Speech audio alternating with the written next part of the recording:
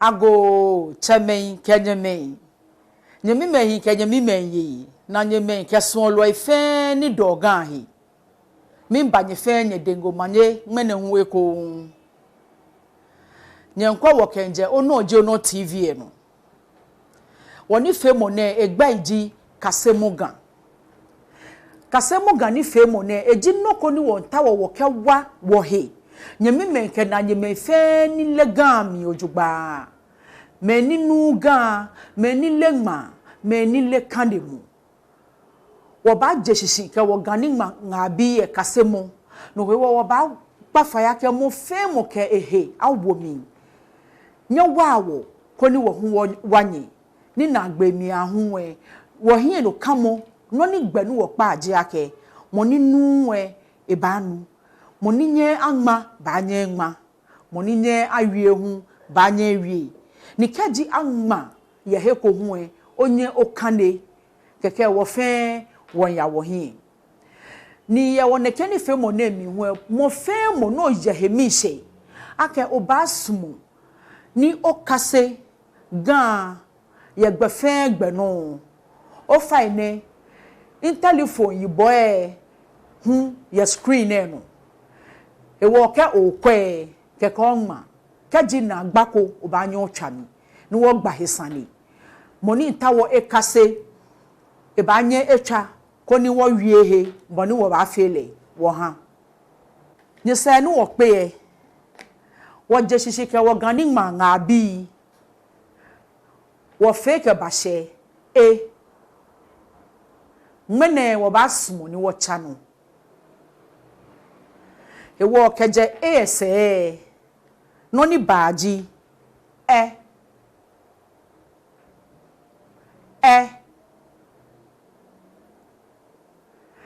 ene moko babia ke ganwie mote emi noni abanya ke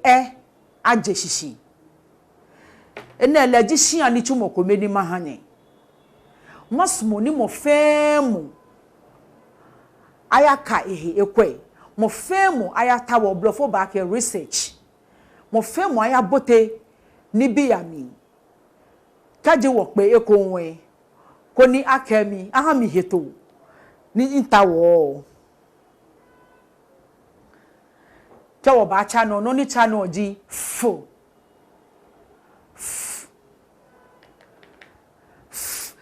gba mo ne liake abanya kefe wie mo srot wepi she e wo bie wo hia wie mo kome ye bie ni ji fofoi ya blofo mi flower fofoi o fe wo le fofoi le ye feo mo ko ona wie mo krokome ni wo gba mo ni ji ohihie oba sumo ni bohu okeba be wo fe wo kenkase ni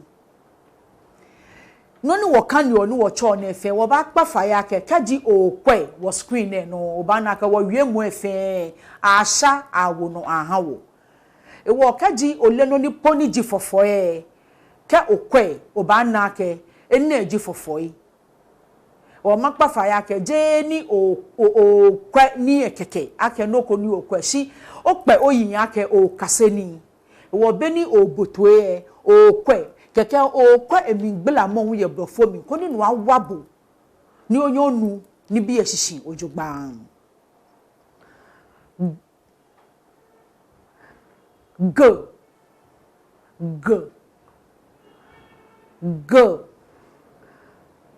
gowa wo gbe kan bi asewo chole agowa si wie mo ji guava eji aduawa ko ni gbe kan bi sumo wa guava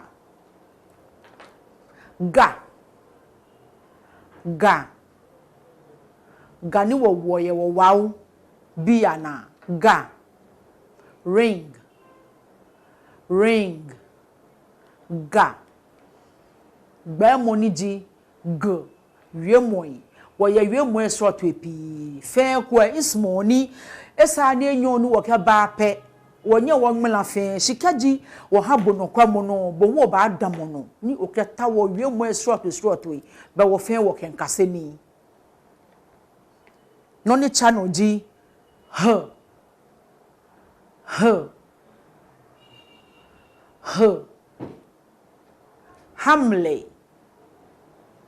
Hamle e blofo gbaji hammer wole no ni strength fo ye ke kla ni hammer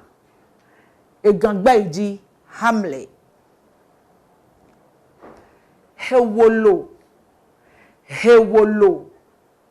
niji wo hewolo ne wo gbomochowe hewolo je gbomen adesan pe kaji ta flache kolohun eye hewolo shifen noji skin hewolo yo nyame men Kasemɔ loy mene hu e wo ke woni femu ba wa bie won pa fire ke ni chumo isroto eni iha ena mi ma chale hia ni chumo kaji oye hia keke bohu o tawomlin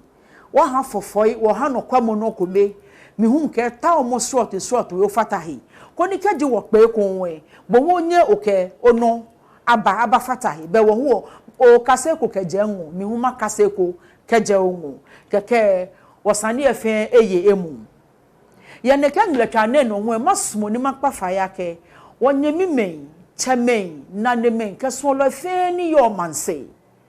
e sho be ni nya kenye bi ye ba hejomo ye wo Ghana manemi makpa faya ke kaji oko bi ba no basumo ka ochi ji ogbe anyogbe tenko no basumo ne le no ko fi o ye gan kanemohi lo ye wo gan ni Kasemɔ ne no fi o ne po basumo ne kase no ko fi o ye hie makpa fai obana ibo bo fen bo ni jie kaji no ko tawo twami ko ni wo pe ni wo gba yesande eja ke wo hie no kamo fen eja ke beni wo ke wo ni chumo ne ba ya hie fi o e no me wo nyimi men ke wo na nyime gamme meni je popa kroko me ano fen enye amenna hese e wo ana hese ni ashi wo nyimi men ni yo manse me ni yo gbe family wo nyete mo femu ni baba hejo mo fi ole ba shira shi fi oye ma na mi keji oke obi ba no Basmo ne na ni le fi oye wo gan Kasemɔ hie gbeka mo femu banyeni etwa koni wokele agbasani ni wo kwa ke wo mengbe no banye wo chon ni wo ye wo bua ye ne keni femu na mi min danye shin aka nye fe to enye hami mene hu eko ye chofi adromo na wo basa wo pe eko ni wo ba cha wo ni Kasemɔ no nya hie akakpa no ake ni wo fi one wo mfe ni wo ke wo gano wo mashi no ye wo chamen ke na nyime fe ni Basmo na me ka me ngawo aba won kpanye fai gbeka mo fe mo ke ngawo ni le ni chomo no fe no no kwe no ba nyo ke wa wo ye ni fe mo ne no won pebu ko ni oba ni oke ba wa wo kayasi oba pe ekun wo se ni oba pe ekun we nke Dina Naa Anyele Parkins ne Onor Ji Onor TV okwo wo ye Onor Ji Onor won twa gandan me wo mashi ojo wo mashi